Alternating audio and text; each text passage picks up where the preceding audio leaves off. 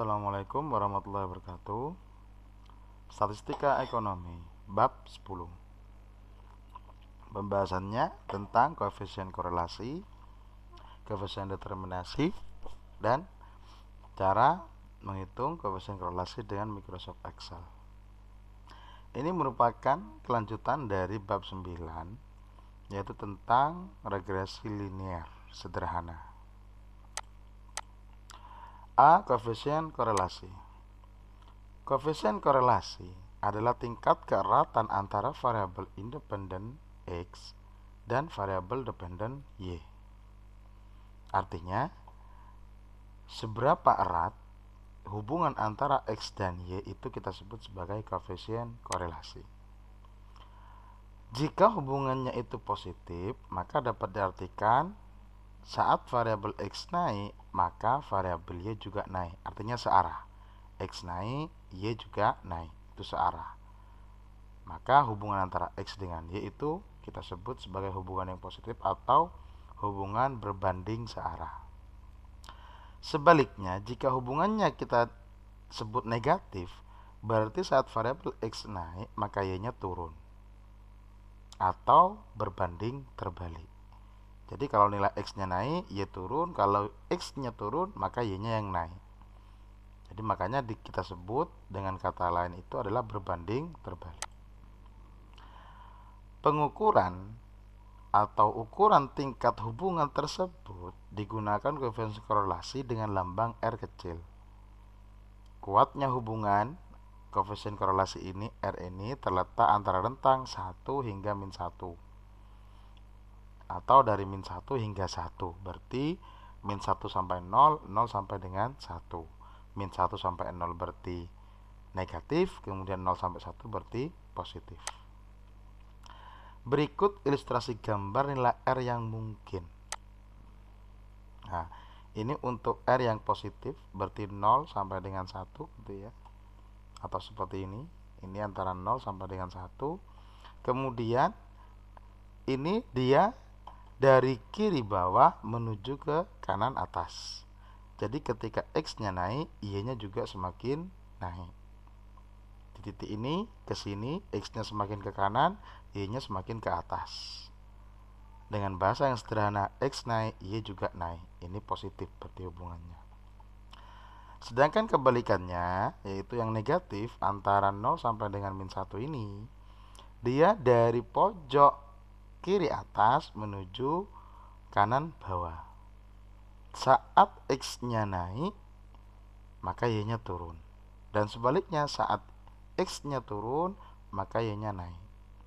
Jadi berkebalikan, berbanding terbalik. Ini ilustrasi gambarnya. Kriteria koefisien korelasi antara variabel X dan Y. Nah, ini ada beberapa kriteria, baik itu yang positif maupun yang negatif. Kita tahu bahwa kalau yang positif antara 0 sampai dengan 1, nah di sini kemudian dibagi menjadi beberapa kelompok atau interval.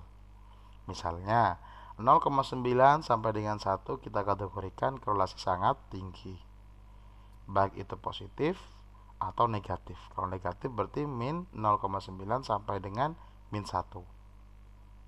Kemudian di kelompok yang kedua, tingkatan yang kedua yaitu 0,7 sampai dengan 0,9 atau min 0,7 hingga min 0,9 itu korelasi tinggi. Dan seterusnya sampai dengan yang terkecil. Artinya tingkat keeratan hubungan antara X dan Y dikategorikan berdasarkan tingkatan ini. Ada sangat tinggi, tinggi, sedang, rendah, dan kecil.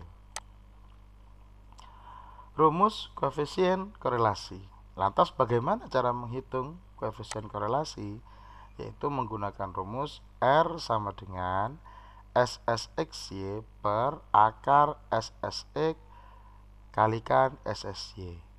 Sebagaimana kita tahu, kita sudah bisa menghitung pada bab 9 atau video sebelumnya untuk menghitung SSXY, kemudian kita juga sudah bisa menghitung SSX dan juga bisa menghitung SSY.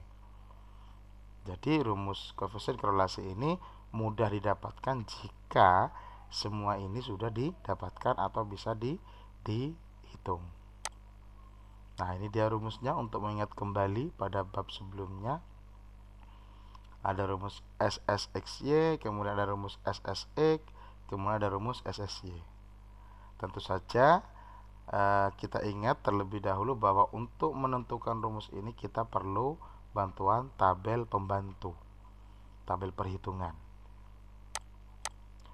Misal untuk mempermudah pemahaman, contoh 2 kelanjutan dari bab 9, yang contoh 1 maksudnya. Contoh 2 itu adalah hitunglah koefisien korelasi untuk data berikut. Nah, sumber dari Niayuk Priyati 2023, halaman 5.25. Penyelesaian. Langkah 1 yaitu membuat tabel perhitungan. Jadi kita membuat masing-masing data ini, misalnya kita menggunakan program Excel juga boleh. Kemudian X-nya di sini sebelah kiri kolom pertama, Y-nya kolom kedua. Setelah itu di bawahnya langsung kita cari sigmanya, yaitu jumlah dari semuanya ini.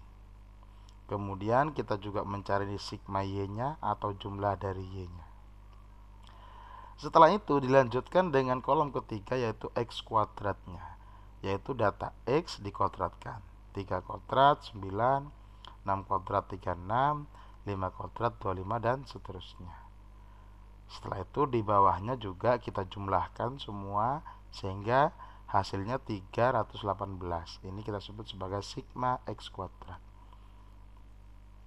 Hal yang sama juga untuk data Y. Kita kuadratkan juga di sini. Y kuadrat ini 15 kuadrat 225, 27 kuadrat 729, dan seterusnya.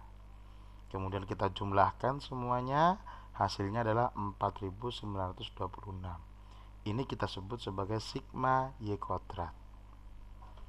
Kemudian kolom yang kelima atau yang terakhir adalah kita buat kolom perkalian antara X dan Y.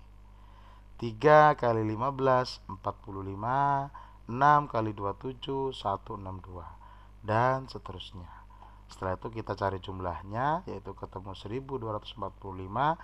Ini kita sebut sebagai sigma XY. Kemudian untuk masing-masing variabel di sini jumlah datanya ada 1, 2, 3, 4, 5, 6, 7, 8, 9, 10.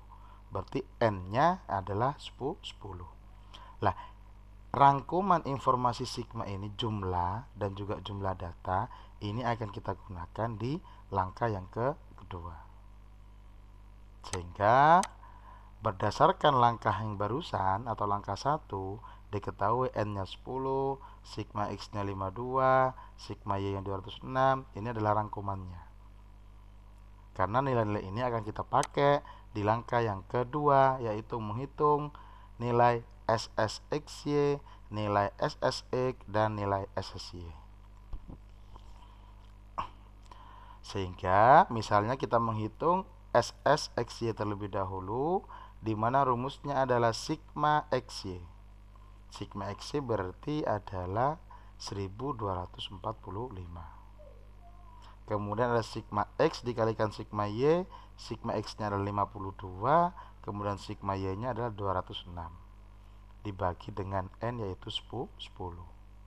Sehingga kalau kita jumlahkan, kalikan dulu bagi 10, kemudian ini dikurangkan, maka atau bahasa sederhananya dioperasikan, maka nanti ketemu 173,8. Itu untuk mencari SSXY.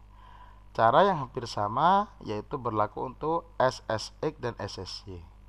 SSX misalnya sigma X kuadrat. Sigma X kuadrat ini adalah 318.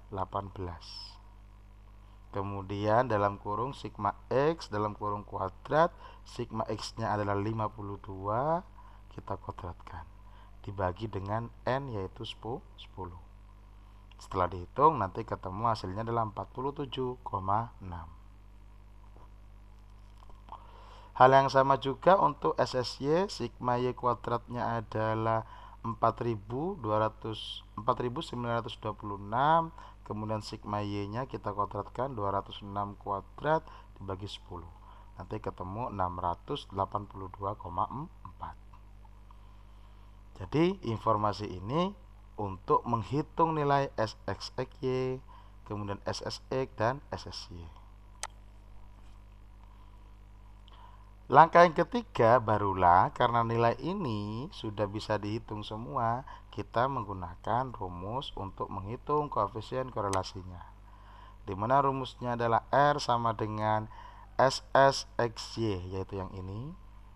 Nilainya adalah 173,8. Kemudian akar dari SSX dikalikan SSY. SSX-nya adalah 47,6, kemudian SSY-nya adalah 682,4. Ini diakarkan, setelah itu 173,8 dibagi dengan hasil akar ini, ketemunya adalah 0,964332 sekian-sekian. Jadi begitu cara mencari koefisien korelasinya. Lantas, apa maknanya ketika ketemu 0,964332 misalnya, atau kita bulatkan menjadi 0,96? Maka kita hubungkan dengan kategori yang dibahas di slide sebelumnya. 0,9 yang pertama tandanya positif di sini. Artinya kalau positif berarti hubungannya adalah berbanding searah. Apa berbanding searah? Saat variabel X naik, maka Y juga ikut terpengaruh untuk naik. Sebagaimana konsep konsep hubungan antara X dan Y, yaitu hubungan positif maupun negatif. Jadi lihat tandanya terlebih dahulu. Yang kedua adalah kita lihat ini masuknya kategori yang mana? Sangat tinggi, tinggi, sedang. Kalau 0,96 berarti dia masuk interval 0,9 sampai dengan 1. Berarti ini termasuk dalam kategori sangat tinggi. Apa maksudnya? Berarti X dan Y berhubungan sangat tinggi sebesar 0,96. Jadi itu untuk memaknai hasil dari koefisien korelasi. Misalnya contoh yang lain, contoh 3. Ada data seperti ini ya. Caranya sama, kita buat. Langkah yang pertama adalah membuat tabel perhitungan sama X-nya, Y-nya. Kemudian kita cari sigmanya, di sini sigma X, sigma Y.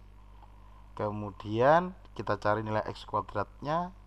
Kemudian juga kita cari sigmanya, sigma Y kuadrat, sigma XY. Ini sama persis seperti halnya contoh 2. Nah, setelah itu barulah kita selesaikan untuk langkah yang kedua, yaitu menghitung nilai SSXY, SSXY, kemudian SSX dan SSY. Caranya hampir sama. Di sini yang ingin saya tunjukkan adalah untuk mempersingkat bahwa nilai koefisien korelasinya nanti ketemu negatif 0,875. Jadi saya tidak bahas secara mendetail yang ini karena ini sama persis seperti halnya contoh yang kedua. Di sini hanya ingin saya menunjukkan bahwa di sini ada nilai koefisien korelasi yang negatif. Sehingga yang pertama yang perlu kita maknai, karena negatif berarti hubungan antara X dan Y itu adalah hubungan yang negatif, yang artinya adalah ketika X naik maka Y turun, dan sebaliknya ketika X turun Y-nya yang naik. Itu makna dari hubungan negatif. Yang kedua adalah kita lihat intervalnya. Jadi ini 0,875, ini masuk dalam interval 0,70 hingga negatif 0,70 hingga 0,90. Sehingga dia termasuk dalam kategori korelasi tinggi. Kalau yang sebelumnya masuk kategori sangat tinggi, kalau yang ini adalah tinggi. Berarti hubungan antara X dan Y adalah tinggi. Jadi seperti itu. Setelah dua contoh tadi, untuk memperlihatkan cara menghitung dan membedakan mana yang koefisien korelasinya positif dan negatif, selanjutnya adalah B, yaitu koefisien determinasi atau kita simbolkan dengan R square atau R kuadrat. Koefisien determinasi itu ada hubungannya dengan seberapa baik garis regresi dalam menjelaskan datanya. Biasanya garis regresi itu yang diharapkan adalah mendapatkan EI sekecil mungkin. Apa itu EI? EI itu adalah residual atau error. Kita tahu dalam regresi itu adalah sebuah pendekatan untuk memprediksi. Namanya prediksi, biasanya akan ada selisih dengan nilai aktual atau nilai yang sebenarnya. Maka selisih antara nilai aktual dengan nilai prediksi dalam regresi itu adalah itu, error. Atau kita sebut residual. Maka yang kita harapkan adalah residualnya itu sekecil mungkin. Berarti errornya sangat kecil. Dengan bahasa yang sederhana, berarti nilai prediksi mendekati nilai aktual. Nah, itu biasanya ini untuk menggambarkan garis regresinya itu kita gunakan konsep koefisien determinasi atau R-square. Koefisien determinasi merupakan kuadrat dari koefisien korelasi. Jadi kalau kita sudah punya koefisien nilai dari koefisien korelasinya, sebagaimana dibahas slide sebelumnya, maka untuk mencari koefisien determinasinya tinggal kita kuadratkan. Di mana nilai koefisien determinasi ini dalam rentan interval 0 hingga 1. Kenapa tidak ada negatif kalau seperti ini? Karena sudah dikuadratkan. Jadi kalau koefisien korelasinya negatif 0, sekian-sekian, nanti kalau dikuadratkan pasti positif. Apalagi nilainya positif, maka nanti dikuadratkan juga tetap positif. Dalam konsep ini, koefisien determinasi ini atau R-square semakin mendekati 1 nilai dari koefisien determinasi, maka garis regresi semakin baik. Dan sebaliknya jika mendekati 0, maka semakin kurang baik. Misalkan ya, pada contoh 2 tadi atau contoh 3 juga boleh. Dalam hal ini misalnya saya ambil contoh 2, koefisien korelasinya ternyata ketemu 0,96. Maka untuk mencari koefisien determinasinya cukup dengan mengkuadratkan nilai dari koefisien korelasi. Sehingga koefisien determinasi atau R-square sama dengan 0,96 dalam kurung dikuadratkan. Nanti ketemu 0,9216. Atau kalau dalam bentuk persentase 92,16%. Artinya apa? Yang pertama adalah 0,921 itu mendekati 1. Berarti garis regresinya sangat baik. Karena mendekati 1. Sedangkan makna yang kedua yaitu jika kita buat dalam bentuk persentase, berarti ini 92,16%. Artinya variasi nilai Y dapat dijelaskan oleh variabel X sebesar 92,16%. Artinya tinggi. Faktor variabel X-nya ini tinggi dalam menjelaskan variabel Y. Sedangkan sisanya 0,7 sekian persen misalnya itu dijelaskan oleh variabel yang lainnya. Jadi begitu cara memaknai dari koefisien determinasi. Selanjutnya adalah yang ketiga, kita akan mencoba untuk mencari koefisien korelasi dengan Microsoft Excel. Yang pertama adalah dengan cara menginput data, kemudian buat sel di sebelahnya, nanti akan muncul nilainya.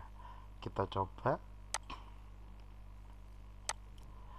Di sini sudah saya siapkan datanya, kita input saja datanya di sini. Ya. Data sesuai dengan yang akan kita cari koefisien korelasinya. Nah, setelah itu kita ketikkan saja sebagai keterangan bahwa ini adalah koefisien korelasi. Kemudian rumusnya adalah kita ketikkan sama dengan, kemudian korel, buka kurung, kemudian kita blok dari A2 hingga A11 atau data yang X-nya saja. Setelah itu pakai titik koma, kemudian kita blok untuk data yang Y juga. Berarti kita akan mencari nilai korelasi, artinya dari antara data X dengan data Y ini. Nah, setelah rumusnya diketikkan, maka baru di enter, nanti ketemu yaitu 0,964 sekian sekian. Jadi cukup sederhana untuk mencari nilai korelasi dengan Microsoft Excel. Jadi sudah sama dengan nilai koefisien korelasi yang dikerjakan secara manual atau perhitungan manual tadi. Selain program Microsoft Excel, kita bisa menemukan atau menggunakan program komputer yang lainnya, seperti halnya ada SPSS, kemudian ada juga eFuse, dan juga ada program-program statistik yang lain. Nah, di sini hanya secara manual dan juga dengan menggunakan Microsoft Excel. Jika butuh mencari nilai koefisien korelasi, koefisien determinasi, serta regresi dengan program SPSS, bisa dilihat di video khusus tentang SPSS video saya yang lainnya. Saya kira cukup sekian, saya akhiri, kurang lebihnya mohon maaf. Wassalamualaikum warahmatullahi wabarakatuh.